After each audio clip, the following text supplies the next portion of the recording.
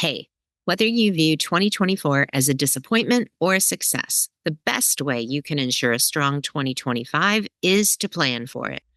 Today, I'm bringing a very popular episode back called Beyond the Vision Board, casting a strategic vision for your business. And the only thing that's changed are the dates you can join me live to cast a bold vision for your business. See the show notes for dates and links or go to strategicvision.prosperforpurpose.com. I hope you'll join me either on Thursday, January 9th or Tuesday, January 14th. And now for this week's episode. Welcome to Brand for Good, the show for purpose-driven leaders who want to build timeless brands and create sustainable impact. I'm Lorraine Sugart, former PR and marketing executive turned founder of the disruptive agency Prosper for Purpose. I've worked with some of the world's most beloved brands, and I'm here to help you elevate your brand identity, visibility, influence, and impact. Are you ready to brand for good? Let's go. Welcome back. Today, our topic is Beyond the Vision Board, casting a strategic vision for your business. This is the time of year when we start envisioning next year. For many of us, this includes creating a vision board, a tangible or digital board of images that depict what we want to achieve. And while this can be a fun, creative process, it has very little to do with actually achieving that vision. For example, have you ever shared your vision board with someone, your team or your spouse? Typically what happens is there is a look of perplexity on their faces, even as you begin to explain it, right? This is because this must not only be seen, it must be understood. It must be felt. And to be felt, it has to be thoroughly explained to anyone and everyone who can contribute to you achieving your vision. As leaders, we often assume that after we share our vision, people will understand the nuances of that vision just like we do. If we have teams, we might even assume that they understand what their roles and responsibilities are in achieving that vision. And that's a dangerous assumption.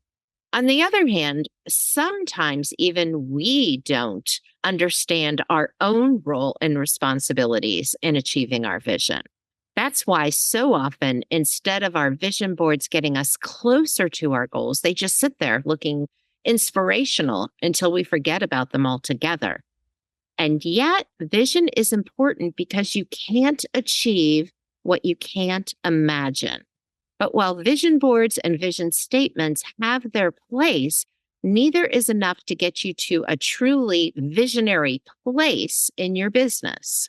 I believe that every 3 years, we should go through a metamorphosis in our business and probably in our lives. That metamorphosis should include a big, bold 3-year vision. Why 3 years? If you look at how businesses create strategic plans, most are 3 to 5 year plans, but the most successful are 3. I believe this is because more than 3 years is just too long to stick with one vision or one goal, and less than 3 is too short a time to achieve something really bold. I like to have bold visions, don't you? But I also believe that visions should be achievable. And to do that, we need to reverse engineer them and create a plan forward from where we are to where we want to be. I started my business, Prosper for Purpose, in 2013. My co-founder and I crafted an inspiring set of values, only an okay mission, and a very vague vision. When I bought her out of the business a year later, I created a comprehensive BHAG of a vision. BHAG is a big, hairy, audacious goal. In case you aren't familiar with that term, it was coined by Jim Collins, who wrote From Good to Great. Anyway, my BHAG of a vision included a purpose statement, which was our reason for being, a 2-part mission statement that addresses what we do on a daily basis to achieve our vision, both for our clients and for our team members. 3, our signature services as an agency. 4, our ideal clients. 5, our company culture. 6, my management style. That's so important when you're hiring. 6, our revenue and profitability goals. And then 7, the change we seek through our business. I revisit this vision every 3 years.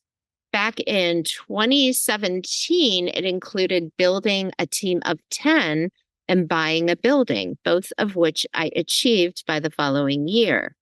In 2020, I modified my vision to address what was happening to businesses across the country and around the world. In 2021, I came out with a revised vision that took me through this year. Each of these times, my messaging changed, my brand changed, my website changed, not completely, but as I became more and more focused and intentional about what I wanted, the path towards my vision became more and more clear. I've refined my process, blending my experience leading strategic planning, both for businesses and nonprofits, and my own experience as an entrepreneur. I use this methodology with my clients, and now I'm publicly sharing it right here on this podcast for the very first time. I call it the magical strategic vision process. And I call it magical because it's just not an isolated vision that you think about from time to time. It's actually a strategic vision that includes priorities and action steps that you and people helping you towards your vision can take. So this process starts with a creative imagining of how you want to feel in your one wondrous life. Now, you've probably never started strategic planning with that, but this is so important. Here's why. Some people crave routines and activity, while others crave space and freedom. And a lot of other people fall somewhere in between the two.